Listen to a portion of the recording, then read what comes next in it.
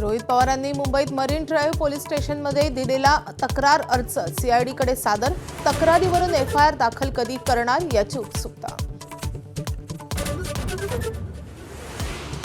DGCA आणि व्हीएसआर company विरोधात रोहित पवार आक्रमक. तक्रार दाखल करणार पण गुन्हा दाखल करून घेण्यास पोलिसांचा नकार.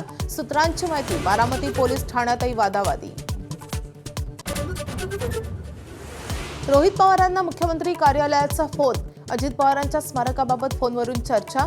बजेटमध्ये स्मारकासाठी तरतूद करण्यात आल्याची माहिती.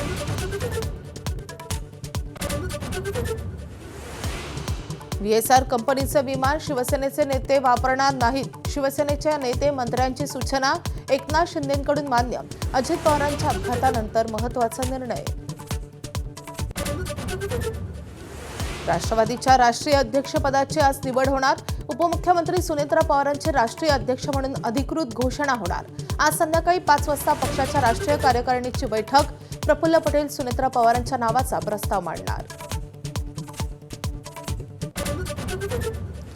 आजूर ते अहिल्यानगर लॉंग मार्चचा आज तिसरा दिवस. आज सरकार आंदोलक शिष्टमंडळ यांच्यात महत्त्वाची बैठक.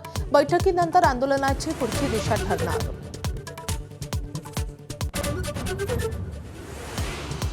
मुंबईतील बेस्ट बस सेवेची वाटचाल खासगीकरणाकडे. महापालिकेच्या मालकीच्या उरल्या 249 बस. कंत्राटदारांच्या 2500 बसेस रस्त्यावर. उपमुख्यमंत्री एकनाथ शिंदेंची लेखी उत्तरात माहिती.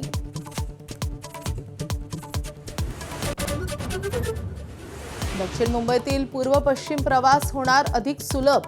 ताडदेव नागपाडा मुंबई सेंट्रलला जोडणाऱ्या उड्डाणपुलाचं मुख्यमंत्र्यांच्या हस्ते लोकार्पण.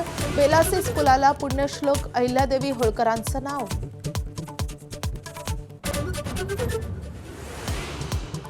छत्रपती संभाजीनगरमधील शहागंज परिसरात महापालिकेकडून तोडक कारवाई. फेरीवाल्याकडून दाम्पत्याला मारहाण केल्यानंतर महापालिकेचा अतिक्रमणावर हातोडा.